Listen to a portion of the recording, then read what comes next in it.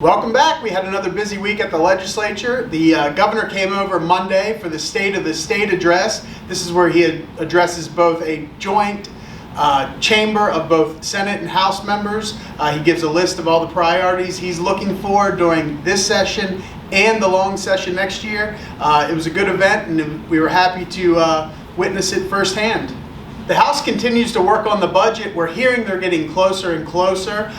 This week, Appropriations Subcommittee's got their target numbers. Those are the numbers that are needed, that shows them how much they have budgeted for their particular area. We're hearing that the House will vote on and pass a budget before the Easter break, so we're less than a month away.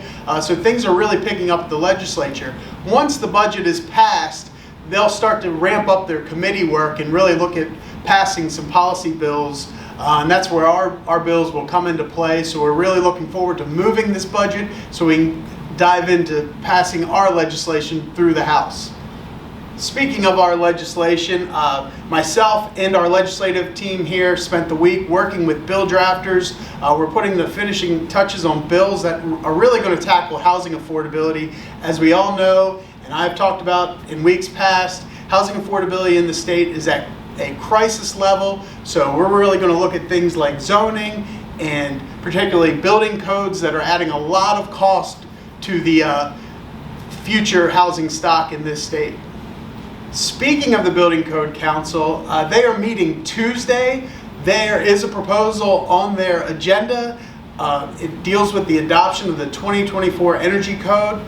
Our estimates have that code is adding an additional $20,400 to the cost of a house. So it's really important to have your voices heard. Again, that meeting is here in Raleigh, the Building Code Council on Tuesday.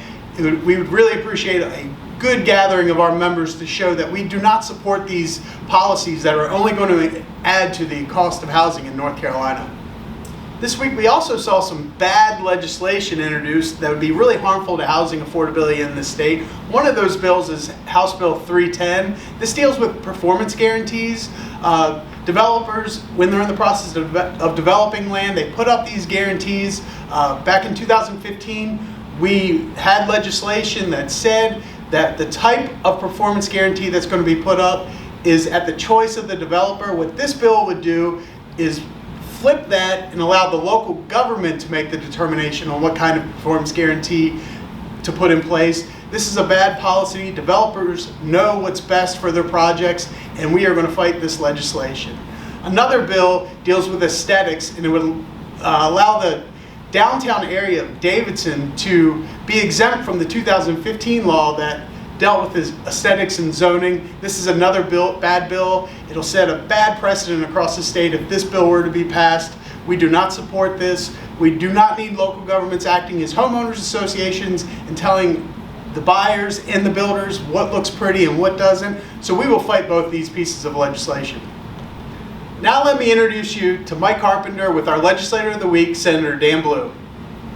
I'm here this afternoon with Senator Dan Blue. Dan is a wonderful friend of our industry. I've known Dan for quite a few years. 40 years since he's been serving in the General Assembly. And again, we are just delighted to have him as our Legislator of the Week. There's not a single piece of legislation important to our industry that has passed during my tenure over 33 years with the Home Builder Association that this man's fingerprints is not on.